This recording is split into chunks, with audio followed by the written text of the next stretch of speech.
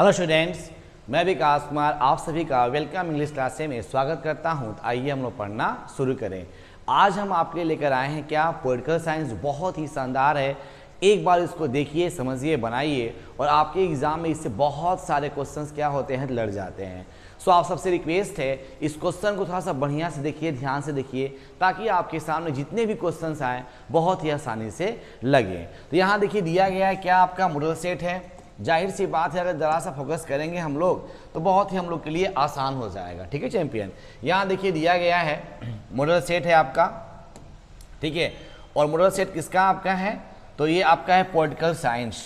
Political science जो है just like आपके कुछ कुछ जो बातें होती हैं मॉडर्न हिस्ट्री की भी होती हैं, जिसको हम लोग क्या बोलते हैं, तो आधुनिक काल कहते हैं। जब देश आज़ाद हो जाता है या जब भारत में यूरोपीय कंपनी का आगमन होता है तो वहाँ से हम लोग मानते हैं क्या, आधुनिक इतिहास। तो ये सब क्वेश्चंस आपके सामने हम लेकर आए हैं जो एग्जाम के लिए बहुत ही इंपॉर्टेंट है। बस इसको एक बार नोट कर लेंगे तो आपके लिए बहुत ही फायदेमंद होगा। तो यहाँ देखिए मॉडल सेट एक है हमारा पॉलिटिकल साइंस, जो आप लोग कहते हैं कि सब बहुत ही हार्ड है। तो हार्ड नहीं है, जरा से इसको डिस्कस कर लेंगे ना, पढ़ लेंगे, मन से पढ़ लेंगे तो आपको याद हो जाएंगे। आइए देखते हैं और इसको समझकर पढ़ते हैं हम लोग। चलिए आइए देखते हैं, मॉडल सेट हमारा 1 है। चलिए आइए देखते हैं क्वेश्चन क्या कहता है। क्वेश्चन जो है बहुत ही शानदार क्वेश्चन आपके सामने है। बस क्वेश्चन को देखेंगे, समझेंगे और क्वेश्चंस को बनाएंगे ताकि आपको आसान लगे। विकेंद्रीय किस शासन की व्यवस्था है। क्वेश्चन कहता है विकेंद्रीकरण किस शासन की व्यवस्था है। पहला क्वेश्चन समझेंगे ध्यान से। विकेंद्रीकरण किस शासन की व्यवस्था है।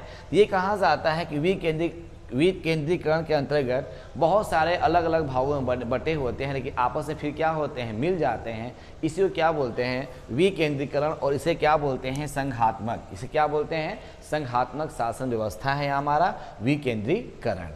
चलिए पहला क्वेश्चन लिख लेंगे, नोट कर लेंगे आप लोग। क्वेश्चन नंबर दूसरा कहता है, क्वेश्चन नंबर दूसरा कहता है, एक बार देख लेते हैं अच्छी तरह से ध्यान से बाबू। कहता है कि भारतीय संविधान की किस सूची के केंद्र और राज्य दोनों विधायकों कानून बना सकती है। क्वेश्चंस बहुत ही शानदार चैंपियन। क्वेश्चंस को एक बार फोकस करेंगे तो आपको बहुत आसान लगेगा।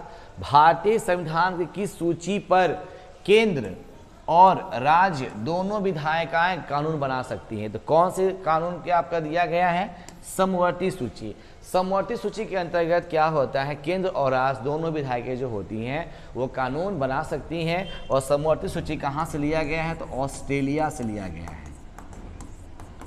ऑस्ट्रेलिया से लिया गया है। ठीक है चैंपियन, आसान पढ़ेंगे तो आपको याद हो जाएंगे। चलिए उसके बाद ये क्वेश्चन वीवीआई है, इसको आप नोट कर लीजिएगा। और क्वेश्चंस बहुत ही आसान तरीके से हैं, इसको वीवीआई कर लेंगे तो आपको आसान है। चलिए उसके बाद क्वेश्चन नंबर देखते हैं 3। कहता है दक्षेस का पहला शिखर, दक्षेस का पहला सम्मेलन किस देश में हुआ था। तो दक्षेस का पहला सम्मेलन हुआ था कहाँ पे, बांग्लादेश। बांग्लादेश की राजधानी ढाका होता है, ठीक है। तो पहला कहाँ हुआ था, तो ये कहाँ हुआ था, तो बांग्लादेश। Next question number 3। नगर निगम स्थापित होने के लिए कम से कम कितनी जनसंख्या आवश्यक है। तो नगर निगम स्थापित होने के लिए कम से कम 3 लाख जनसंख्या क्या है, आवश्यक है। अब इसमें एक वर्ड आता है आपका नगर पालिका। आप लोग नाम सुने होंगे, नगर पालिका। नगर पालिका जो होता है छोटे शहरों में होता है, ठीक है, छोटे शहरों में होता है। और नगर निगम जो होता है वो क्या होता है, बड़े शहरों में होता है। तो ये समझेंगे ध्यान से। और नगर निगम के लिए कम से कम कितना होना चाहिए जनसंख्या वहाँ की, तो 3 लाख से अधिक होनी चाहिए। ठीक है चैंपियन। चलिए उसके बाद देखते हैं नेक्स्ट नंबर 5। कहता है पंजीकरण के माध्यम से भारतीय नागरिकता प्राप्त करना चाहते हैं। किसके माध्यम से, तो पंजीकरण के माध्यम से भारतीय नागरिकता प्राप्त करना चाहते हैं। उन्हें भारतीय नागरिकता संशोधन अधिनियम 1986 के अनुसार जो व्यक्ति अब भारत में कम से कम, जो व्यक्ति अब भारत में कम से कम कितने वर्षों तक निवास करना होगा, यानी कि अब जब उनको नागरिकता प्राप्त हो जाएगी, भारतीय नागरिकता अधिनियम कब, 1986, जब उनको नागरिकता प्राप्त हो जाएगी भारत में, तो कम से कम कितने सालों तक यहाँ पर रह सकते हैं भारत में, तो कम से कम कितने रह सकते हैं, तो 10 सालों तक रह सकते हैं। एक कहा गया था जब भारत और पाकिस्तान के बीच जब भारत और पाकिस्तान के बीच बंटवारा हुआ था तो बहुत सारे लोग क्या जी, भारत छोड़कर पाकिस्तान चले गए, पाकिस्तान छोड़कर भारत लोग आ गए। तो बहुत सारी कुछ बातें होती हैं। ये कितना करेंगे हम लोग, 10 वर्ष। नेक्स्ट क्वेश्चन नंबर 6, हमारी नियोजन व्यवस्था किस विचारधारा पर आश्रित है। हमारी नियोजन व्यवस्था जो है किस विचारधारा पर आधारित है, तो हमारी जो नियोजन व्यवस्था है किस पर है, तो गांधीवाद। गांधीवाद में लोग क्या करते हैं, आपस में मिलकर रहते हैं, समाजवाद के रूप में रहते हैं, है ना, धार्मिक के साथ रहते हैं। तो गांधीवाद विचारधारा के साथ हमारी क्या है, तो नियोजन व्यवस्था है। चलिए उसके बाद देखते हैं नंबर 7 क्वेश्चन, बहुत आसान है, इसको पढ़ना है, पढ़ेंगे तो आपको आसान लगेगा। आप क्या कहते हैं सर, पॉलिटिकल साइंस बहुत ही हार्ड है, कहाँ हार्ड है, इसको नोट कर लेंगे तो आपको समझ में आ जाएगा। चलिए, किस पंचवर्षीय योजना में गरीबी हटाओ का कार्यक्रम को विशेष स्थान समाजवाद ने दिया था, समाजवाद दिया गया था। तो आपको मालूम है कि गरीबी हटाओ का जो मतलब ये बात था, तो हुआ क्या था, आपको एक बात करते हैं, सन 1971 में क्या हुआ था, जब इंदिरा गांधी प्रधानमंत्री बनी थी, तो कुछ लोगों ने क्या बोला था, इंदिरा हटाओ, इंदिरा हटाओ। इंदिरा हटाओ का नारा किसने दिया था, तो सिंडिकेट के लोगों ने दिया था, सिंडिकेट के लोगों ने दिया था। और सिंडिकेट क्या होता है, इसमें बूढ़े लोग होते थे, उनकी जो विचारधारा होती थी अपर होती थी, और ये एक राजनीतिज्ञ होते थे, है ना। उन्होंने बोला कि इंदिरा हटाओ, ठीक है। अब इंदिरा गांधी ने क्या बोल दिया कि गरीबी हटाओ, क्या बोल दिया, गरीबी हटाओ। इस पर इंदिरा गांधी क्या होती हैं, जीत गई। हालांकि भारत में गरीबी खत्म नहीं हुआ। और ये किस पंचवर्षीय योजना के अंतर्गत होता है, तो क्या मारेंगे, 5वीं पंचवर्षीय योजना के अंतर्गत ये बातें कही गई थी। नेक्स्ट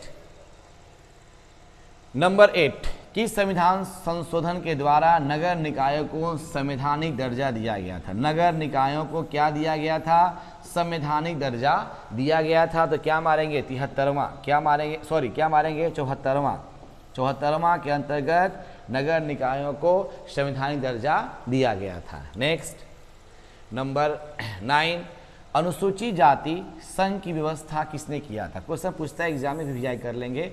अनुसूचित जाति संघ की व्यवस्था किसने किया था, तो जाहिर सी बात है मायावती, BR अम्बेडकर, पंडित नेहरू, कांसीराम। तो मायावती तो अभी भी हैं, कांसीराम डेथ कर गए हैं, और ये भी डेथ कर गए हैं, जाहिर सी बात है। तो अनुसूचित जाति की संघ की व्यवस्था किसने स्थापित की थी, डॉक्टर BR अम्बेडकर। इनको क्या बोलते हैं, प्रारूप समिति के अध्यक्ष भी बोलते हैं, किसका, संविधान का। ये सब बातें आपको जानना जरूरी है। नंबर 9, भारत के वर्तमान राष्ट्रपति का क्या नाम है, तो क्या मारेंगे, द्रौपदी मुर्मू। ये क्या हुआ था, तो 25 जुलाई 2022 को इन्होंने शपथ लिया था। और किस नंबर के राष्ट्रपति हैं ये, 15वीं। भारत के कौन से राष्ट्रपति हैं, तो 15वीं। 14वीं कौन थे, तो रामनाथ कोविंद। कौन थे, तो रामनाथ कोविंद। रामनाथ कोविंद जो थे अपने पद को त्याग कब कर दिए थे, तो 2022 में त्याग कर दिए थे। तो 14वीं थे, और 15वीं कौन थे, तो द्रौपदी मुर्मू। ठीक है, शपथ कब ली, 15 जुलाई 2022 को। ठीक है, इनका कार्यकाल कब से कब तक था, तो 2017 से 2022 तक। ठीक है, तो ये सब बातें आपको थोड़ा सा याद करनी होती है, बहुत आसान होती है। चलिए उसके बाद नंबर 11 आइए, किस विचारक ने युद्ध को क्रूर अनिवार्यता कहा था। मैकियावेली ने, हीगल ने, मुसोलिनी ने, ग्रीन ने। तो किसने कहा था, तो ग्रीन ने कहा था। जब टॉपिक पढ़ेंगे चैंपियन, तो ये सब बातें आपको समझ में आना शुरू हो जाएगी। बहुत हार्ड नहीं है, बहुत आसान क्वेश्चन है।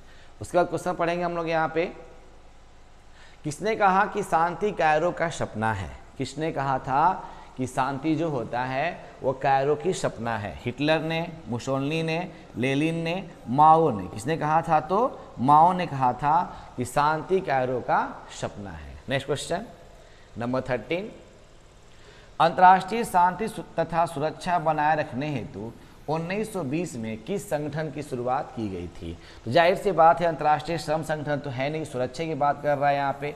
वर्ड से क्वेश्चन को पकड़ लेंगे तो आपको आसान लगेगा। देखिए क्या है, श्रम संगठन तो होगा नहीं आपका, अंतर्राष्ट्रीय न्यायालय भी नहीं कर सकते, इसको क्या मारेंगे हम लोग, राष्ट्र संघ। 1920 में हुआ था राष्ट्र संघ। नेक्स्ट क्वेश्चन नंबर 14, अंतर्राष्ट्रीय अणु बहुत पूछता है, अभिकरण की स्थापना कब हुई, ये क्वेश्चन भी आई है, आप इसको नोट कर सकते हैं, वेरी वेरी इंपॉर्टेंट। इसकी स्थापना कब हुई थी? 1957। इसकी स्थापना कब हुई थी? 1957। नेक्स्ट क्वेश्चन देखते हैं। आप सबसे रिक्वेस्ट है कि आपने जो अभी हिस्ट्री का नहीं पढ़ा है, प्राचीन इतिहास, मध्यकालीन इतिहास, ऑब्जेक्टिव क्वेश्चन जरूर पढ़ लें, आपके एग्जाम के लिए बहुत ही बेहतरीन है। आप देख सकते हैं कि जितने क्वेश्चंस हमने बताया था वो सभी क्वेश्चंस आपके एग्जामिनेशन में सेम टू सेम मैच कर गए हैं। तो आप सबसे रिक्वेस्ट है क्वेश्चन थोड़ा सा बढ़िया देखेंगे तो बहुत आसान आपको लगेगा। आइए देखते हैं। भारत में प्रथम आम चुनाव पूछता है कि भारत में प्रथम आम चुनाव कब हुआ था। आम चुनाव भारत में कब हुआ था? तो 1952 में क्या हुआ था? भारत में प्रथम क्या जी? आम चुनाव हुआ था। और ये कितने सालों पे होता है? तो 5 सालों पे होता है, 5 सालों पे होता है। और इसी को लोग क्या कहते हैं? संसद। और संसद से लोग क्या बनते हैं? तो प्रधानमंत्री, जो देश का आपका मालिक के रूप में होते हैं। लेकिन देश का सर्वोच्च नागरिक कौन होता है? तो राष्ट्रपति। ठीक है, तो आम सभा का चुनाव कब हुआ था? 1952 में। ठीक है, चलिए उसके बाद क्वेश्चन नंबर देखते हैं 6 का आता है। भारत है, थोड़ा सा वर्ड को सुधार लेंगे बाबू। भारत में नई आर्थिक नीति की शुरुआत कब हुई थी? भारत में नई आर्थिक नीति की शुरुआत कब हुई थी? तो 1951। भारत में 1991। भारत में नई आर्थिक नीति की शुरुआत कब हुई थी? तो 1991। Next question. संयुक्त राष्ट्र संघ की स्थापना कब हुई? क्वेश्चंस बहुत पूछता है एग्जामिनेशंस में कि संयुक्त राष्ट्र संघ की स्थापना कब हुई, कंपटीशन लेवल हो, कोई लेवल हो, कब हुई थी? तो 1945 में क्या हुआ था? संयुक्त राष्ट्र संघ की स्थापना हुआ था। इसमें बहुत देश शामिल थे ताकि किसी भी देश की सुरक्षा की जा सके, वो अच्छे से रहे। उसके बाद अंतर्राष्ट्रीय न्यायालय, इतना पूछता है एग्जाम में, कहना ही नहीं, एग्जाम बहुत क्वेश्चन आता है ये। अंतर्राष्ट्रीय न्यायालय, तो जाहिर सी बात है अंतर्राष्ट्रीय न्यायालय का मुख्यालय कहाँ है? तो जनेवा, बर्लिन, न्यूयॉर्क, हेग। क्या मारेंगे? हेग। हेग को इंपॉर्टेंट है, लोग अधिकांशतः जनेवा मार देते हैं जो गलत हो जाता है। अंतर्राष्ट्रीय ये कहाँ हेग पड़ता है? नीदरलैंड। ठीक है, तो इसको हम लोग कर लेंगे अंतर्राष्ट्रीय न्यायालय का मुख्यालय कहाँ अवस्थित है? तो क्या मारेंगे? हेग मारेंगे। नेक्स्ट क्वेश्चन कहता है गुट निरपेक्ष देशों का प्रथम शिखर सम्मेलन कहाँ आयोजित हुआ था? गुट निरपेक्ष, पहले सबसे बड़ी बात हम बात करते हैं गुट निरपेक्ष है क्या। तो गुट निरपेक्ष उसे कहते हैं जब कोई देश दो महाशक्तियों के बीच अपने सैनिक संगठन को नहीं भेजता है, उसे क्या बोलते हैं? तो गुट निरपेक्ष। दो महाशक्ति कौन कौन से थे? एक अमेरिका था और एक कौन था? तो रूस था। एक कौन था? एक अमेरिका था और एक क्या था? रशिया था। ये दो महाशक्ति था। दो महाशक्ति क्या करते हैं? देशों के साथ बोलते हैं कि आप हमको अपना दे दीजिए सैनिक ताकि हम मजबूत और हो जाएं। कुछ देशों के प्रधानमंत्री और राष्ट्रपति ने बोला कि नहीं, मैं अपना जो है सैनिक आपको नहीं दूंगा। इसी को क्या बोलते हैं? गुट निरपेक्ष। अच्छा, देशों का प्रथम शिखर सम्मेलन कहाँ आयोजित हुआ था? तो कहाँ हुआ था? बेलग्रेड। कहाँ हुआ था? बेलग्रेड। पूछता है ये बेलग्रेड क्या है? आपका विदेश में बेलग्रेड है। अच्छा, बेलग्रेड किस देश में बसा हुआ है? तो बोलेंगे क्या? यूगोस्लाविया में था, है ना। बेलग्रेड का शिखर सम्मेलन हुआ था और किसने सबसे पहले किया था? टीटो। इसके अध्यक्ष कौन थे? Tito, Marshal Tito. जब पूछता है कि भारत में कहाँ हुआ था तो क्या बोलेंगे? नई दिल्ली। और इसके अध्यक्ष कौन थे? तो पंडित जवाहरलाल नेहरू। ठीक है, तो ये सब बातें कुछ कुछ आपको याद करेंगे तो आपको बहुत ही आसान लगेगा। Next question number 20। किस वर्ष पश्चिमी राष्ट्रों ने नाटो की स्थापना किया था? तो नाटो की स्थापना कब हुआ था? 1950 में। नाटो की स्थापना किसमें कब हुआ था? 1950 में। इसका मुख्यालय कहाँ है? बेल्जियम के ब्रुसेल्स में इसका मुख्यालय है। 1950।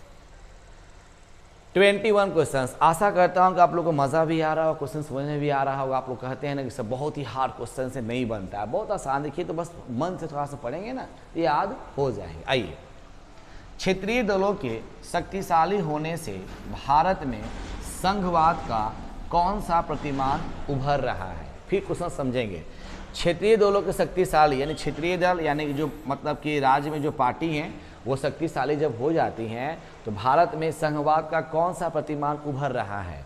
ऑप्शन है एकात्मक, सौदेबाजी वाला संघवाद, सहकारी संघवाद, इनमें से कोई नहीं। तो क्या मारेंगे हम लोग?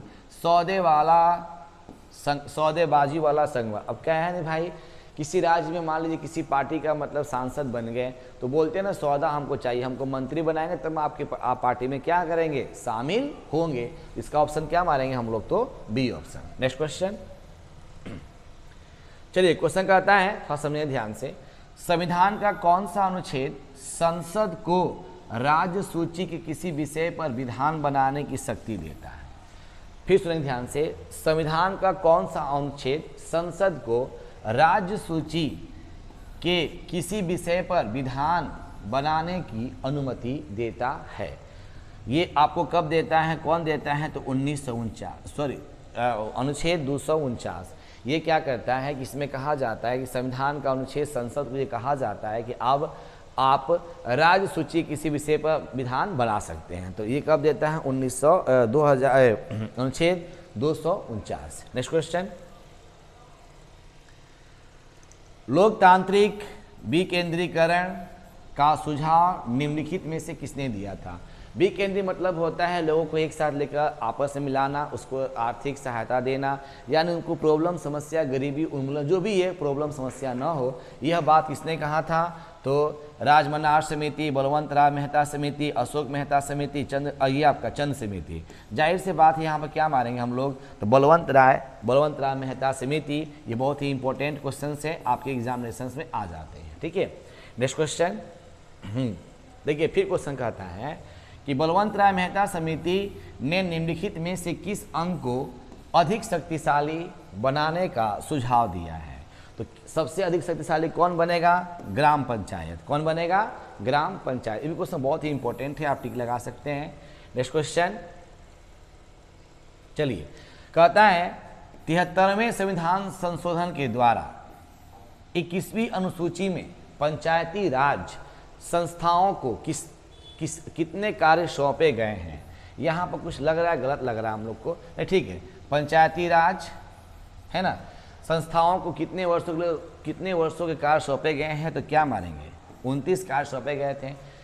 73वें संविधान संशोधन द्वारा 11वीं अनुसूची में पंचायती राज संस्थाओं को कितने कार्य सौंपे गए थे? 29। यानी पेयजल की व्यवस्था, मजदूर, है ना, यानी कि जो प्रॉब्लम समस्या होती है घरों में, गांव में उसकी समस्या होती है, गांव की समस्या ही उभर कर कहाँ शहरों में आती है, ये बात आपका जरूरी है। तो 29 मारेंगे।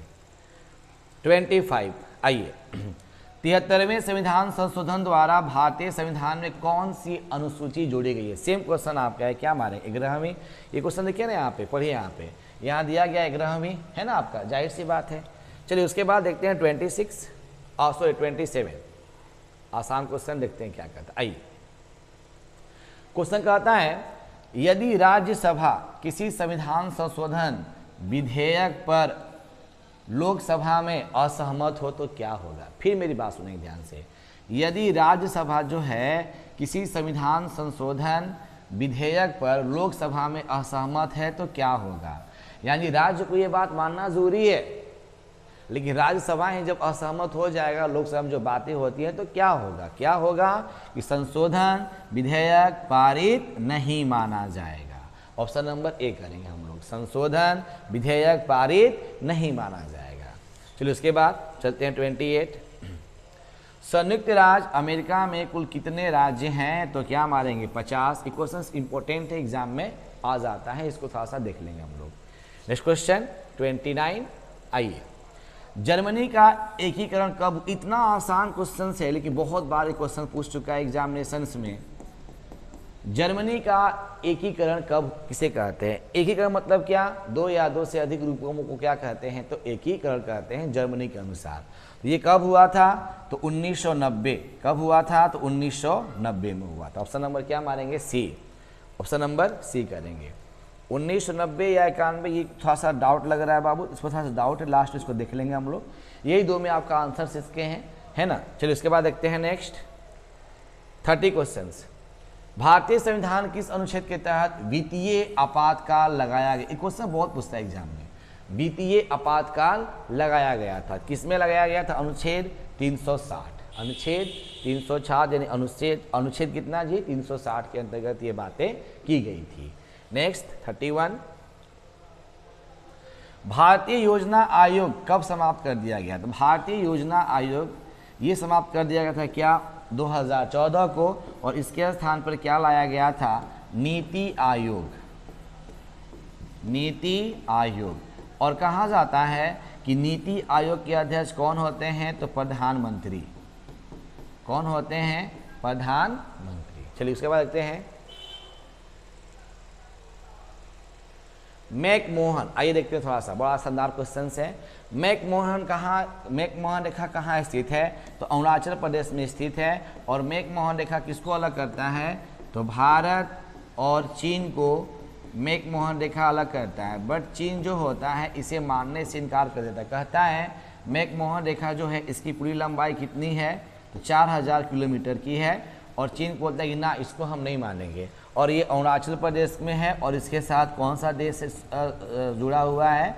तिब्बत देश जो है वो जुड़ा हुआ है। तो ऑप्शन नंबर क्या मारेंगे? अरुणाचल प्रदेश। चलिए उसके बाद चलिए, देश में आंतरिक गड़बड़ी के कारण संकटकालीन स्थिति की घोषणा कब की गई थी? तो यहाँ पर कब की गई थी? तो 1975 की गई थी। 19 से शुरू की गई थी और ख़त्म कब हुआ था? तो 1977 में हुआ था।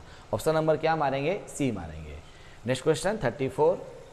चलिए, संयुक्त राष्ट्र संघ के कितने अंग होते हैं? तो संयुक्त राष्ट्र संघ कितने अंग होते हैं चैंपियन? तो 6 होते हैं। क्वेश्चंस इंपॉर्टेंट है एग्जाम के लिए, आप क्वेश्चंस गेसेस कर लेंगे, आपके एग्जाम में क्वेश्चंस आ सकते हैं। नेक्स्ट क्वेश्चन चलिए 34, 35 कहता है, क्वेश्चन कहता है, थोड़ा समझेंगे ध्यान से, कि संयुक्त राष्ट्र संघ के तत्वाधान में निशस्त्रीकरण आयोग कब बना था?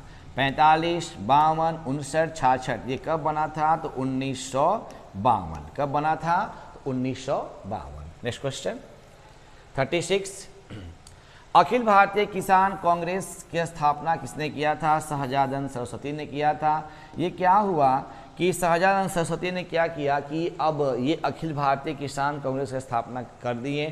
किसानों की सूझबूझ के लिए किए थे सहजानंद सरस्वती, और ये बिहार में भी हुआ था। बिहार में कब किए थे सहजानंद सरस्वती? कब किए थे? 1936। ठीक है, 1936 में। Next 38, 37 question.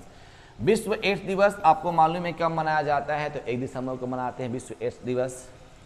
38 क्वेश्चन देखते हैं क्या चैंपियन। आइए, सर्वप्रथम किस राज्य में महिलाओं को पंचायतों में 50% आरक्षण दिया गया है? तो आपको मालूम ही है, पश्चिम बंगाल, गुजरात, ये क्या मानेंगे? बिहार में दिया गया था। नेक्स्ट क्वेश्चन चलिए, कहता है ब्रेजनेव किस देश के राष्ट्रपति थे? तो संयुक्त राज्य अमेरिका। ब्रेजनेव किस देश के राष्ट्रपति थे? तो क्या मारेंगे? संयुक्त राज्य अमेरिका। Next question 40 question. आइए चलिए देखिए, यहाँ क्वेश्चन आ गया ना कि प्रथम गुट निरपेक्ष सम्मेलन के अध्यक्ष कौन किए थे? तो अभी बताया है आपको, गुट निरपेक्ष किसे कहते हैं? जब शक्तिशाली देश को कोई देश अपने सैन्य संगठन का मदद नहीं करता है, उसे क्या बोलते हैं? तो गुट निरपेक्ष कहते हैं। और ये किसने किया था? मार्शल टीटो ने। नेक्स्ट, शीत युद्ध के दौरान जर्मनी का एकीकरण कब हुआ था? तो कब मारेंगे? अक्टूबर 1990। तो जर्मनी का एकीकरण कब मारेंगे? तो 1990, अक्टूबर 1990। नेक्स्ट क्वेश्चन 42, संयुक्त राष्ट्र संघ के प्रथम महासचिव कौन थे? क्वेश्चंस बहुत पूछते था एग्जामिनेशन में। संयुक्त राष्ट्र संघ के प्रथम महासचिव कौन थे? तो क्या मारेंगे? त्रिगवेली। क्या मारेंगे? त्रिगवेली। नेक्स्ट क्वेश्चन 42, आइए था इसको डिस्कस करते हैं। ताशकंद समझौता। ताशकंद समझौता किन देशों के बीच हुआ था? आपको मालूम है किन देशों के बीच हुआ था? तो भारत और पाकिस्तान।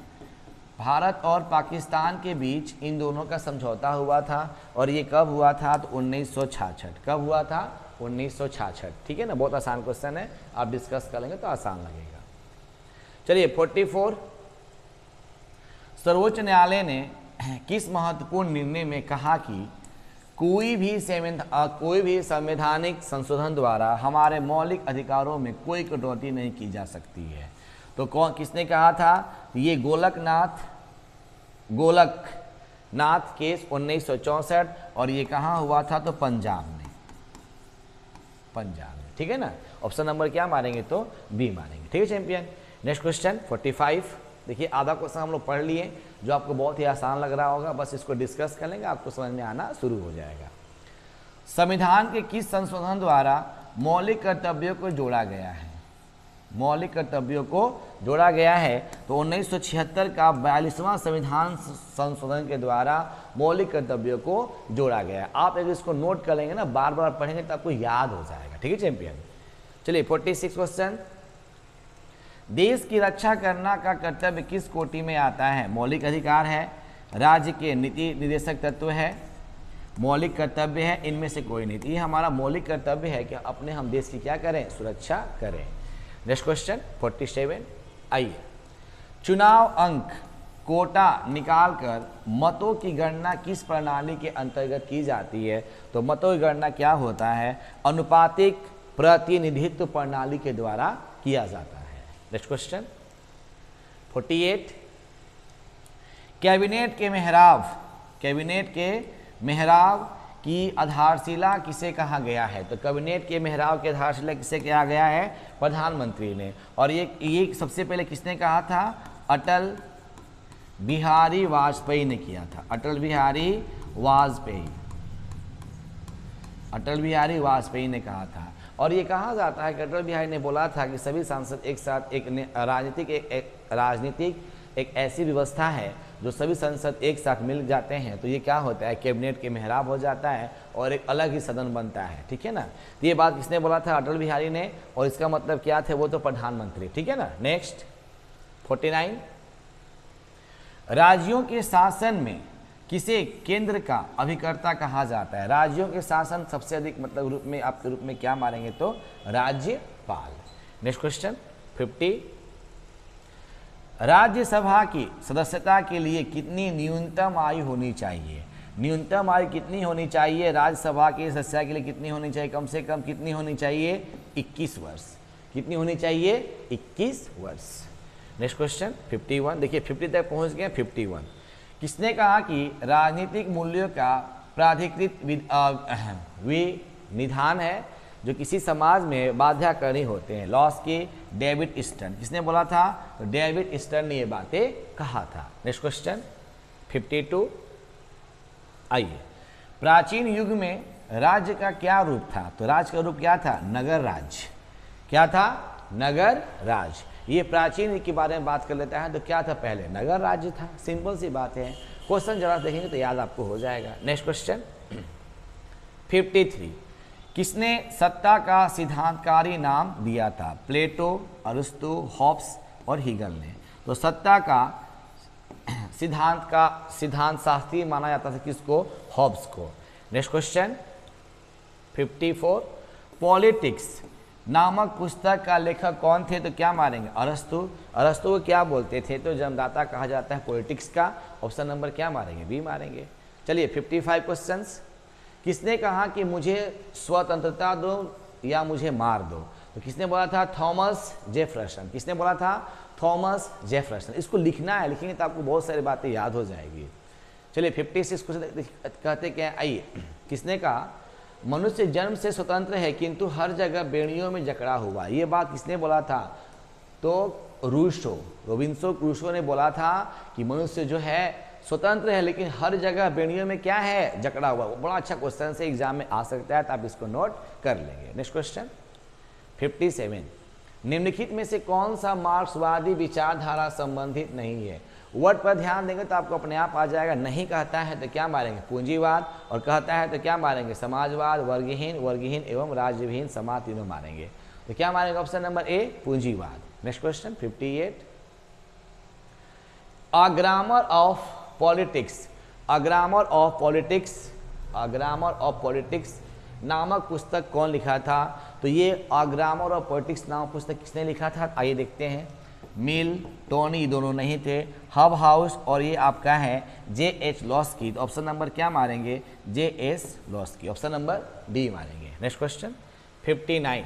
आइए, भौतिक समानता का क्या अर्थ है? धार्मिक समानता, सामाजिक समानता, वितरणात्मक समानता और वैधानिक समानता। तो भौतिक समानता का अर्थ होता है क्या?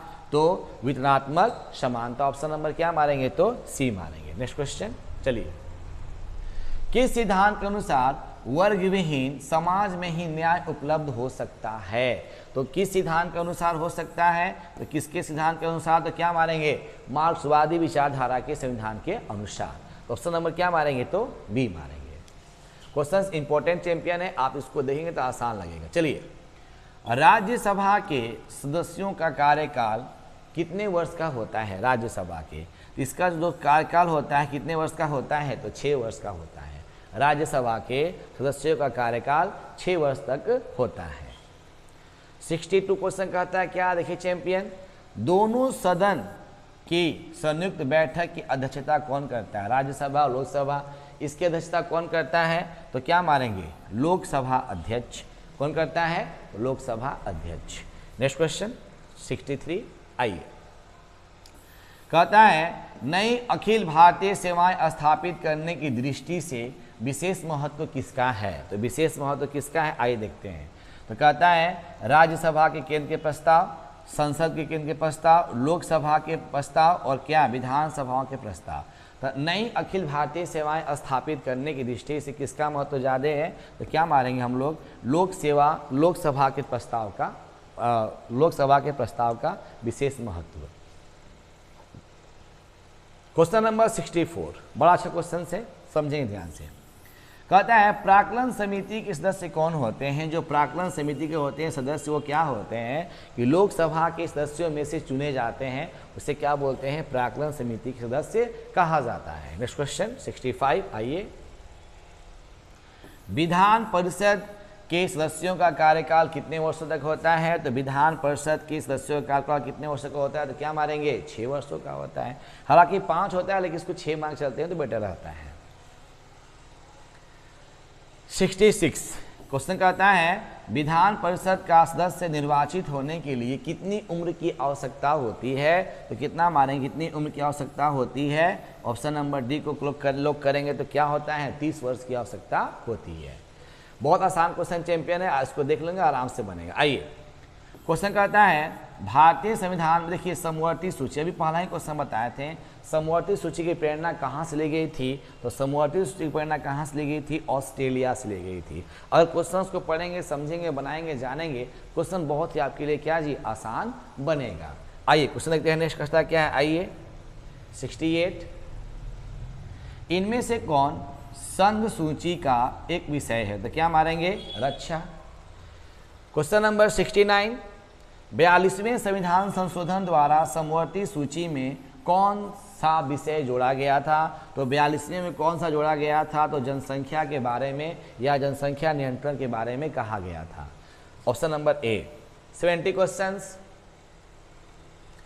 भारतीय संघ में अवशिष्ट शक्तियां किसके पास है? भारतीय संघ में अवशिष्ट शक्तियां किसके पास है? तो राज्य और केंद्र दोनों के पास है। अवशिष्ट शक्तियां किसके पास है? केंद्र और राज्य दोनों के पास है।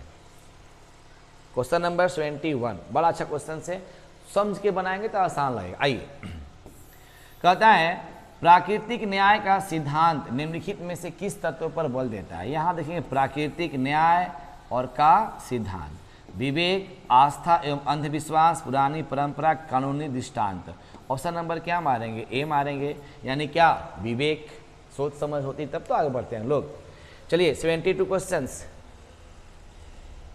आइए, न्याय व्यवस्था को सुरक्षित रखने में किस तत्व की सर्वाधिक महत्वपूर्ण भूमिका होती है? न्याय व्यवस्था को सुरक्षित रखने के लिए किस तत्व की सर्वाधिक महत्वपूर्ण भूमिका होती है? दल प्रणाली, स्वतंत्र प्रेस मीडिया, प्रभावी विधिक या न्यायिक व्यवस्था, लिखित संविधान। तो क्या मारेंगे हम लोग? ऑप्शन नंबर तो मारेंगे हम लोग सी, यानी क्या? प्रभावी विधिक और क्या जी? न्यायिक व्यवस्था। नेक्स्ट क्वेश्चन 73, आइए, बहुत ही आसान क्वेश्चन से, जरा से इसको देखेंगे तो आपको समझ में आएगा। आशा करता हूँ कि समझ में आ रहा होगा। इसको 1, 2 बार 3 बार लिख लेंगे तो आपको याद हो जाएगा। आइए, निम्नलिखित में से कौन सा अधिकार अंतःकरण की स्वतंत्रता पर बल देता है? सामाजिक, राजनीतिक, आर्थिक, नैतिक। ऑप्शन नंबर क्या मारेंगे हम लोग? क्या मारेंगे तो नैतिक। ऑप्शन नंबर क्या मारेंगे तो डी मारेंगे। नेक्स्ट क्वेश्चन 74, आइए, किसने कहा कि कानून के बल के बिना अधिकार एक शब्द की तरह है जिससे मनुष्य की कभी सुरक्षा नहीं हो सकती। ये बात किसने बोला था? तो थॉमस हब्स ने। किसने बोला था? थॉमस हब्स ने ये बातें कही थी। इसको 2 बार पढ़ेंगे तो आपको आसानी से याद हो जाएगा। चलिए 75, 1948 में संयुक्त राष्ट्र संघ ने कौन सी घोषणा अपनाई थी? 1948 में संयुक्त राष्ट्र संघ ने कौन सी घोषणा अपनाई थी? तो क्या मारेंगे? मानव एवं नागरिक के अधिकारों की घोषणा। ऑप्शन नंबर क्या मारेंगे? तो बी मारेंगे। नेक्स्ट क्वेश्चन 76, आइए। क्वेश्चन कहता है अधिकारों की सामाजिक उपयोगिता का सिद्धांत किसने प्रतिपादित किया था? अधिकारों की सामाजिक उपयोगिता का सिद्धांत किसने प्रतिपादित किया था? तो किसने किया था? तो क्या मारेंगे हम लोग? लॉस्की। किसने किया था? तो लॉस्की ने किया था। नेक्स्ट क्वेश्चन आइए। क्वेश्चन कहता है अधिग्रहण युक्त व्यक्तिवाद की अवधारणा किसके चिंतन में निहित है? तो Hobbes and Green, Locke and Burke, Hobbes and Locke और लास्की एंड बार्कर। तो क्या मारेंगे हम लोग? ऑप्शन नंबर सी मार देंगे, यानी हॉब्स एंड लॉक। लॉक मतलब लॉक कर दीजिए, सिंपल क्वेश्चन। 78, नागरिक गणतंत्रवाद का सूत्र किसने दिया था? अरस्तु, रूसो, मार्शल, डिगिस। तो किसने दिया था? तो रूसो ने दिया था।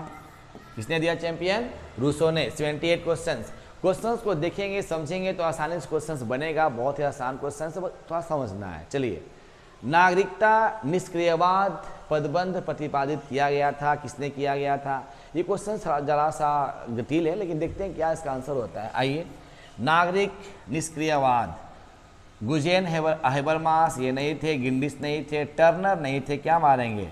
टी.एच. मार्शल ने किया था। किसने किया था? टी.एच. मार्शल ने। नेक्स्ट क्वेश्चन देखते हैं 80 क्वेश्चन क्या कहता है। आइए, किसने कहा कि धर्म लोगों के लिए अफीम है? किसने कहा था? मार्क्स ने। किसने कहा था धर्म जो है लोगों के लिए अफीम है? किसने कहा था? तो मार्क्स ने कहा था। Next question 81। चलिए, भारत और चीन के बीच युद्ध कब हुआ? तो 1962 में हुआ था। ये आपको मालूम है, 1962 में हुआ था। 1945 शायद 45 ऐसे कुछ बोल सकते हैं। क्या हुआ था? पंचशील समझौता। ये भी क्वेश्चन पूछे थे एग्जामिनेशन में, आप थोड़ा सा मेंशन कर लेंगे कि पंचशील समझौता किन 2 देशों के बीच हुआ था? तो पंचशील बोल सकते हैं किन के बीच हुआ था? तो भारत और चीन के बीच हुआ था। भारत और चीन के बीच हुआ था शायद 1945, बट थोड़ा सा इसको 1945 या क्या था 1954 करेंगे, 45 नहीं करेंगे, 1954। ठीक है ना। नेक्स्ट क्वेश्चन 82, भारतीय विदेश नीति का आधार क्या है? मतलब विदेश नीति क्या है?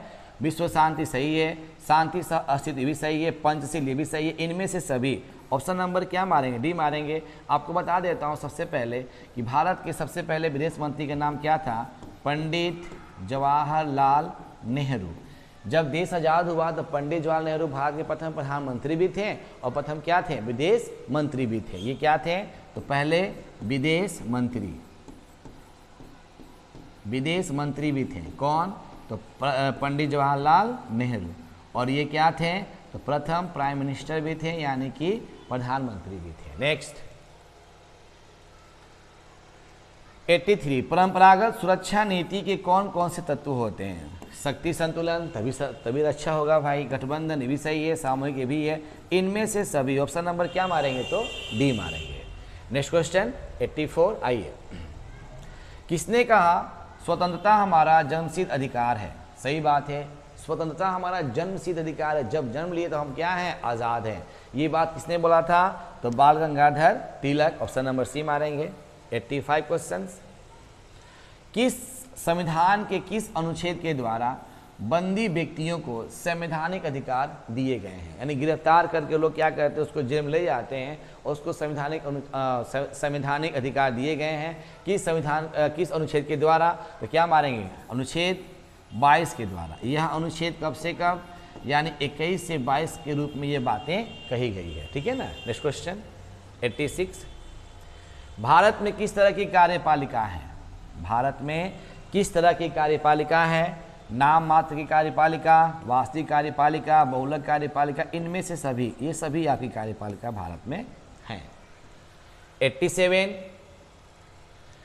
भारतीय संसद के उच्च अथवा द्वितीय सदन का क्या नाम है? तो राज्यसभा। भारतीय संसद के उच्च अथवा द्वितीय सदन क्या नाम है? राज्यसभा। 88 क्वेश्चंस बहुत ही शानदार है। बिहार में लोकसभा कितनी सीटें थी? तो 40 सीटें जो है बिहार में लोकसभा की सीटें हैं, जो बहुत ही आपके लिए आसान क्वेश्चन है। उसके बाद देखते हैं क्वेश्चन नेक्स्ट क्या है, आइए देखते हैं क्या है। चलिए 89 संविधान के किस अनुच्छेद के अनुसार राष्ट्रपति 2 आंग्ल भारतीय को लोकसभा में मनोनीत कर सकता है? तो किसके अनुसार? तो क्या करेंगे? अनुच्छेद 331 के अनुसार। Next question 90 questions. आइए, साधारण विधेयक को राज्यसभा कितने दिनों तक रोक सकती है? 6 महीने तक रोक सकती है, ठीक है ना। Next question 91। चलिए, कहता है विधान परिषद के अध्यक्ष को क्या कहते हैं? तो विधान परिषद क्या बोलते हैं? तो राष्ट्रपति कहते हैं। क्या कहते हैं चैंपियन? तो राष्ट्रपति कहते हैं। नेक्स्ट क्वेश्चन 92 राज्य विधानमंडल में विधान परिषद को जाना जाता है उच्च सदन, निम्न सदन, बड़ा सदन, इनमें से कोई नहीं। क्या मार सकते हैं? तो उच्च सदन। नेक्स्ट क्वेश्चन 93 बिहार विधान परिषद में सदस्यों की संख्या कितनी होती है? 75। कितनी होती है? 75। 94 क्वेश्चन देखिए, बहुत आसान सा क्वेश्चन आपके सामने आएगा। विधानसभा की बैठक में गणपूर्ति के लिए कम से कम कितने सदस्यों की उपस्थिति होती है? तो 1/10 सदस्यों की या 10 सदस्यों की क्या होती है? उपस्थिति होती है। ये सभी क्वेश्चंस बहुत ही आसान है, जरा से इसको देखेंगे समझेंगे आसानी से बनेगा। चलिए 95 क्वेश्चन देखते हैं क्या। आइए, एक साल में विधानसभा के कितने अधिवेशन आवश्यक होते हैं? 2 अधिवेशन क्या है? एक साल में आवश्यक होते हैं। नेक्स्ट क्वेश्चन 96 मौलिक अधिकार का अभिरक्षक कौन करता है भाई? सर्वोच्च न्यायालय। कौन करता है? सर्वोच्च न्यायालय। 97 भारतीय न्यायपालिका किस प्रक्रिया के अंतर्गत कार्य करती है? भारतीय न्यायपालिका, तो न्यायपालिका है तो जाहिर से मात्र ऑप्शन देखिए, न्यायपालिका द्वारा निर्मित प्रक्रिया। न्यायपालिका अगर किसी से कानून पारित कर देगी, न्यायपालिका अगर किसी को लेकर इसके हक में बात कर देगी तो उसे कोई काट नहीं सकता, सिर्फ राष्ट्रपति के अलावा। 98 क्वेश्चंस उच्च न्यायालयों के न्यायाधीश की सेवानिवृत्ति की आयु कितनी होती है? 62 वर्ष। उच्च न्यायालय यानी क्या बोलते हैं? High court. क्वेश्चन देखिए, बड़ा शानदार क्वेश्चन यहाँ पर है। आइए, भारतीय न्यायपालिका का शीर्ष न्यायालय कौन सा होता है? सर्वोच्च न्यायालय। इसको उच्च न्यायालय को बोलते हैं क्या? High court. सर्वोच्च न्यायालय क्या बोलते हैं? Supreme court. और ये क्या बोलते हैं? District court. यहाँ पर डिस्ट्रिक्ट कोर्ट, जिला जज बोल सकते हैं हम लोग, है ना। चलिए 10 क्वेश्चंस भारतीय संविधान किस अनुच्छेद में भारत को राज्यों का संघ कहा गया है? तो अनुच्छेद 1 अनुच्छेद में। इसलिए कहा गया है कि हमारा जब देश आज़ाद हुआ तो ये बंटवारा होता है भाषा के आधार पर, और सबसे पहले कौन सा राज्य बना था? तो आंध्र प्रदेश। कौन बना था? तो आंध्र प्रदेश। और फिर उसके बाद न्यायमूर्ति फजल अली ने फिर इसको करना शुरू किया। उसके बाद कितना बनना शुरू हुआ? 16 राज्य बनना शुरू हुआ। और शुरू में ही जम्मू कश्मीर को विशेष राज्य का दर्जा दे दिया गया था। क्यों दिया गया था? यह विवादित था कि किसके लिए? तो पाकिस्तान और कौन जी? भारत, है ना, दोनों एक ही में आपका था। चलिए यहाँ से हम बात करते हैं। देखिए आप आंसर से बाबू, आंसर एक बार आप देख लेंगे तो आपको ज़रा समझ में आ जाएगा, लेकिन यहाँ पर आवश्यकता नहीं है। यहाँ कुछ देखिए दिया गया लघु उत्तरीय प्रश्न। थोड़ा सा प्रश्न की बात करते हैं जो आपके एग्जाम के लिए बहुत ही इंपॉर्टेंट है। आइए देखते हैं। चलिए, धन विधेयक क्या होता है? सबसे पहले थोड़ा सा हम बात करते हैं लघु उत्तरीय प्रश्न। आप सबके एग्जाम में आता है 30 क्वेश्चन। 30 क्वेश्चन में किसी 15 क्वेश्चन को बनाना है, और ये क्वेश्चन होता है 2 नंबर का। कितना आपका मिल गया? तो 30 नंबर। तो जाहिर से बात ये थोड़ा सब्जेक्टिव है, थोड़ा समझेंगे, इसके अनुसार कार्य हम लोग करेंगे। ठीक है चैंपियन, आइए देखते हैं, थोड़ा समझ के बनाते हैं, बहुत ही आसान होता है। ठीक है ना। चलिए पहला क्वेश्चन से, धन विधेयक किसे कहते हैं? धन विधेयक किसे कहते हैं? चलिए धन विधेयक के बारे में बात करते हैं। धन विधेयक उस विधेयक कहते हैं जिस विधेयक में करों की अधोरोपण, उन्मूलन, छूट परिवर्तन या विनियमन से संबंधित हो। सभी प्रकार के विधेयक को क्या संसद के दोनों सदनों में पेश किया जाता है। लेकिन धर्म विधेयक को सिर्फ लोकसभा में ही पेश किया जाता है। कहा जाता है कि धर्म विधेयक क्या होता है, तो धर्म विधेयक उस विधेयक कहते हैं जिसे विधेयक में करों की अधिरोपण, उन्मूलन, छूट, परिवर्तन या विनिमय संबंधी सब कुछ बातें होती हैं और सभी प्रकार विधेयक संसद के दोनों सदनों में पेश होता है। लेकिन क्या धर्म विधेयक कहाँ सिर्फ होता है, तो लोकसभा में ही पेश होता है। ठीक है ना, ये बातें होती है धर्म विधेयक के रूप में। क्वेश्चन नंबर 2, धर्मनिरपेक्षवाद का क्या अर्थ होता है? धर्मनिरपेक्षवाद का क्या अर्थ होता है, ये देखते हैं। धर्मनिरपेक्षवाद का अर्थ है किसी राष्ट्र में अनेक धर्मों के अनुयायियों को अपने धर्म का पालन एवं प्रचार करने की संपूर्ण स्वतंत्रता मिलना। समझे ध्यान से, कहता है कि किसी धर्मनिरपेक्षवाद का अर्थ किसी राष्ट्र में अनेक धर्मों के अनुयायियों को अपने धर्मों का पालन एवं प्रचार की संपूर्ण क्या जी स्वतंत्रता मिलना। राष्ट्र की ओर से किसी भी धर्म के अनुयायी को आंतरिक या बाह्य किसी प्रकार का बाधा उत्पन्न न होने देना ही क्या कहलाता है, धर्मनिरपेक्षता कहलाता है। इस क्वेश्चन को भी वीआई कर लेंगे, एग्जाम में क्वेश्चन ये आ जाते हैं। नेक्स्ट क्वेश्चन आइए, चलिए संप्रभुता क्या है, इसको एक बार देखिए समझिए ताकि क्वेश्चन को बनाइए आसानी से, क्वेश्चन थोड़ा सा आपका बन जाए। संप्रभुता क्या होता है, चलिए लिख कीजिए क्विक फास्ट। संप्रभुता क्या होता है, थोड़ा क्वेश्चंस देखेंगे तो आपको आसानी से बनेगा। संप्रभुता क्या होता है, एक बार इसको देखिए समझिए और क्वेश्चंस को बनाइए, आसानी से बनेगा। चलिए चैंपियन देखते हैं क्या, आइए। निर्णय लेने की सर्वोच्चतम शक्ति को क्या कहते हैं, संप्रभुता कहते हैं। सिंपल सी बात। भारतीय संविधान के अनुसार भारत में निर्णय लेने की शक्ति जनता को ही मिली है, ये भी सही बात है। जनता के संप्रभुता के आधार पर ही भारत में किसी प्रकार का संवैधानिक निर्णय लिया जाता है। कितना आसान क्वेश्चन से वीवीआई कर लेंगे, एग्जाम में आता है। नेक्स्ट क्वेश्चन नंबर 4, प्रत्यक्ष प्रजातंत्र के 2 गुणों का उल्लेख करें। 2 गुण देखते हैं क्या, समानता को बढ़ावा मिलना, प्रत्यक्ष लोकतंत्र के द्वारा सभी जनता को अपना समान अधिकार है, पहला मिल जाता है, और दूसरा क्या है, नागरिकों के हित में रक्षा करना। प्रत्यक्ष लोकतंत्र में सभी नागरिकों को अपने हितों की रक्षा करने का अधिकार भी मिल जाता है। यहाँ कहा जाता है इसके 2 अधिकार गुण यहाँ लिखे दिया गया है।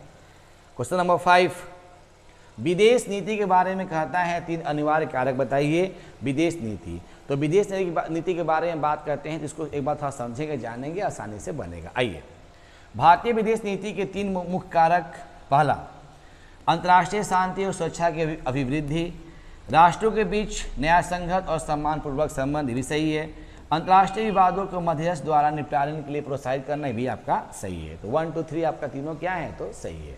चलिए नेक्स्ट क्वेश्चन, आसियान विजन 2020 की मुख्य बातें क्या हैं, मुख्य बात लिखें क्या है। पहला, अंतर्राष्ट्रीय समुदाय में आसियान की एक बहुमुखी भूमिका की प्रमुखता, आसियान द्वारा टकराव की जगह पर बातचीत को बढ़ावा देने की प्राथमिकता भी दी जाएगी। आसियान शिखर सम्मेलन के बारे में बात हो रही है, आप इसको नोट करेंगे तो आपको बहुत ही आसान लगेगा। नंबर 7, शिमला समझौता 2 बातें, आइए देखते हैं। 2 बातें इस प्रकार है, पहला, दोनों देशों के बीच डाक तार सेवा फिर से चालू किया जाएगा। यह भी तय किया गया कि आर्थिक एवं सांस्कृतिक क्षेत्रों में दोनों राष्ट्र एक दूसरे को मदद करेंगे। शिमला समझौता किसके बीच हुआ था, तो भारत, इंडिया और पाकिस्तान, ये किसके बीच हुआ था, इंडिया और पाकिस्तान। चलिए उसके बाद नंबर 8 क्वेश्चंस, कानून के 2 स्रोतों का उल्लेख कीजिए। 2 स्रोत, आइए देखते हैं। विशिष्ट इतिहास और रीति रिवाज तथा संविधान, सामाजिक कुप्रथाओं, अंधविश्वास, मान्यताओं आदि संबंधित कानून पहली श्रेणी में ये सभी आते हैं, जबकि बुनियादी महत्व से संबंधित कानून संविधान से जुड़ी होती है। सुकरात के अनुसार अन्याय करने और झेलने के मत समझौते को क्या जी, कानून बनाती है। तो कानून के 2 स्रोत आपके सामने हैं, अगर आप इसको नोट करेंगे तो आपके लिए बहुत ही आसान हो जाएगा।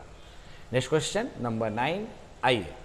न्याय क्या है, किसी देश के संविधान द्वारा व्यक्ति को मिलने वाली आर्थिक, राजनीतिक, सामाजिक एवं धार्मिक स्वतंत्रता ही क्या कहलाता है, न्याय कहलाता है। पढ़िए तो आपको अपने आप आ जाएगा, बहुत आसान है, देखिए पढ़िए।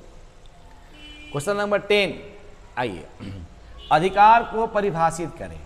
अधिकार क्या होता है, इसको परिभाषित करना है। अधिकार हमारे जीवन की अनिवार्य दशाएं हैं। मानव व्यक्तित्व का विकास अधिकारों के विकास में ही संभव है। मनुष्य के सजीवन के लिए राज्य की आवश्यकता होती है। जहाँ मनुष्य जिएगा कन्फर्म, जहाँ भी मनुष्य जिएगा वहाँ राज्य कन्फर्म होगा। भारत में राज्य अपने नागरिक को कुछ सुविधाएं प्रदान करता है जिनसे वे अपना विकास कर सके। राज्य एक और नागरिक को स्वतंत्रता प्रदान करता है जिसमें वे अपना शारीरिक, मानसिक तथा नैतिक विकास कर सके। नागरिकों की वे मांगें होती हैं जो समाज के कल्याण के लिए भी होती है, भी बात सही है, जिन्हें समाज स्वीकार कर लेता है। राज्य इन अधिकारों को लागू करने की व्यवस्था करता है। अधिकार ये सभी क्या जी, अधिकार कहलाते हैं। ये सभी हमारे क्या कहलाते हैं, तो अधिकार कहलाते हैं, जो आपके एग्जाम के लिए बहुत ही इम्पोर्टेंट है। चलिए उसके बाद देखते हैं क्वेश्चन क्या है। नंबर 11, संविधान एवं संविधानवाद में क्या अंतर है। देखिए, संविधान किसी भी राष्ट्र का संचालन करने के लिए एक दस्तावेज या एक लिखित ढांचा तैयार किया जाता है, इसे क्या कहते हैं, संविधान कहते हैं। और संविधानवाद लिखित दस्तावेज या ढांचे के नियमों को सर्वोच्च मानकर बस उसी के अनुसार देश का संचालन करना ही क्या होता है, संविधानवाद कहलाता है। तो इसको पढ़ेंगे ना तो आपको बहुत ही आसान लगेगा, आराम से आप लिख सकते हैं। नंबर 12 क्वेश्चन देखते हैं क्या कहता है। आइए, निर्वाचन व्यवस्था में 4 सुधार। चलिए देखते हैं इसमें 4 सुधार क्या क्या बातें होती है। आइए, दागी प्रत्याशी को चुनाव में शामिल नहीं करना, मतगणना की सही विधि विकास, स्वैच्छिक मत की बजाय अनिवार्य मत, ईवीएम का प्रयोग। ये आपके 4 मत हैं, 4 सुधार बताए गए थे। नेक्स्ट क्वेश्चन नंबर 13, बंदी प्रत्यक्षीकरण क्या होता है। अभी मैंने बताया था ये अनुच्छेद किसके 22 के तहत हुआ था, बंदी प्रत्यक्षीकरण। देखिए, बंदी प्रत्यक्षीकरण एक प्रकार का कानूनी आज्ञा पत्र जिसके द्वारा किसी गैर कानूनी कारणों से गिरफ्तार व्यक्ति को रिहाई मिल सकती है। वाह, कितना अच्छी बात है। बंदी प्रत्यक्षीकरण आज्ञा पत्र अदालत, पुलिस या अन्य गिरफ्तार करने वाली राजकीय संस्था को जारी करता है कि बंदी को अदालत में पेश किया जाए, उसके विरुद्ध लगे आरोपों को अदालत को बताया जाए। इसे क्या बोलते हैं, बंदी प्रत्यक्षीकरण। ये संविधान का अनुच्छेद 21 से 22 के बीच ये बातें कही गई है। नेक्स्ट क्वेश्चन 14, राष्ट्रपति की विधायी शक्तियां क्या। एग्जाम बहुत पूछता है ये, विधायक शक्ति क्या होती है। आइए, राष्ट्रपति की विधायक शक्तियां निम्नलिखित हैं। राष्ट्रपति संसद का एक अभिन्न अंग होता है, इसे निम्न विधायिका शक्तियां प्राप्त होती है। देखते हैं क्या क्या शक्ति है, आइए देखते हैं। चलिए, पहला, संसद के सत्र को आहूत करने, सत्तावसान करने तथा लोकसभा भंग करने संबंधित अधिकार किसके पास है, राष्ट्रपति के पास। संसद के एक सदन में या एक सम्मिलित रूप से दोनों सदनों में अभिभाषण करने की भी शक्ति होती है। लोकसभा के लिए प्रत्येक साधारण निर्वाचन के पश्चात प्रथम सत्र के आरंभ में और प्रत्येक वर्ष के प्रथम सत्र के आरंभ में सम्मिलित रूप से संसद में अभिभाषण करने की शक्ति किसके पास होती है, तो राष्ट्रपति के पास होती है। संसद द्वारा पारित विधेयक राष्ट्रपति के अनुमोदन के बाद ही कानून बनता है। तो ये किसके पास किसकी बात हो रही है, राष्ट्रपति की, जो बहुत ही इंपॉर्टेंट है। एग्जाम में क्वेश्चन इससे बहुत सारे आते हैं, इसको भी कर लेंगे। नेक्स्ट क्वेश्चन, आइए, राज्य एवं संघ शासित क्षेत्रों में क्या अंतर है। चलिए, भारतीय संघ में 29 राज्य हैं, सही बात है, जिन्हें स्वतंत्रता प्राप्त है। संविधान ने उनका अधिकार क्षेत्र स्पष्ट कर दिया कि आपका यहाँ से यहाँ तक आपका अधिकार रहेगा, अतः केंद्र उसका अतिक्रमण नहीं कर सकता है। सही बात है, केंद्र नहीं कुछ कर सकता है। संघ शासित क्षेत्र अप्रत्यक्ष केंद्र में अधीन होता है, ये भी बात सही है, उन्हें स्वतंत्रता प्राप्त नहीं है। केंद्र किसी संघ शासित क्षेत्र को राज्य का दर्जा दे सकता है। यही आपका इन दोनों में अंतर है। चलिए नेक्स्ट क्वेश्चन, 16 क्वेश्चन क्या कहता है, आइए देखते हैं। क्वेश्चन बहुत ही शानदार है चैंपियन, अगर इसको एक बार देखेंगे, समझेंगे, जानेंगे तो क्वेश्चन बहुत ही आसानी से आपके बन जाएंगे। आइए देखते हैं क्वेश्चन क्या कहता है, राजतंत्र एवं गणतंत्र में क्या अंतर है। राजतंत्र और गणतंत्र शासन की दो भिन्न प्रणाली होती है, समझेंगे ध्यान से। राजतंत्र में राष्ट्र का प्रमुख किसी राजवंश का सदस्य होने के कारण सत्ता प्राप्त करता है राजतंत्र में, ठीक है। गणतंत्र में राष्ट्र का प्रमुख जनता के वोटों के आधार पर चुना जाता है गणतंत्र में, तथा निश्चित समय के बाद उसे पुनः जनता का समर्थन प्राप्त करके ही पद को प्राप्त किया जाता है। राजतंत्र माता पिता का दम राज है, राजगद्दी बैठे हुए राजा हैं तो अपने आप मिल जाएगा। गणतंत्र, जनता उसको चुने कि नहीं ये हमारा क्या रहेगा, मंत्री या विधायक या MP रहेगा। नेक्स्ट 17, साम्यवादी अर्थव्यवस्था एवं पूंजीवादी अर्थव्यवस्था में क्या अंतर है, समझना है इसको। साम्यवादी अर्थव्यवस्था, इस व्यवस्था में उत्पादन के साधनों का स्वामित्व एवं संचालन देश की सरकार के पास होता है। कहता है कि इस अर्थव्यवस्था में उत्पादन, जब कोई फसल उपज जाती है तो साधनों का स्वामित्व एवं संचालन किसके पास होता है, देश की सरकार के पास होता है, जिसका उपयोग समाज कल्याण के लिए किया जाता है। अच्छा, पूंजीवादी अर्थव्यवस्था, इस प्रकार की अर्थव्यवस्था में उत्पादन के साधनों का स्वामित्व निजी व्यक्तियों के पास होता है, जिनका उपयोग अपने निजी लाभों के लिए किया जाता है। कितना आसान है, साम्यवाद सरकार, पूंजीवाद निजी, सिंपल सी बात है। चलिए उसके बाद क्वेश्चन नंबर 18, न्यायिक सक्रियता क्या है। न्यायिक सक्रियता क्या है? नागरिकों के अधिकारों के संरक्षण और समाज में न्याय को बढ़ावा देने के लिए न्यायपालिका द्वारा निभाई गई सक्रिय भूमिका ही क्या कहलाता है, न्यायिक सक्रियता कहलाता है। 3 बार पढ़ेंगे तो आपको याद हो जाएगा।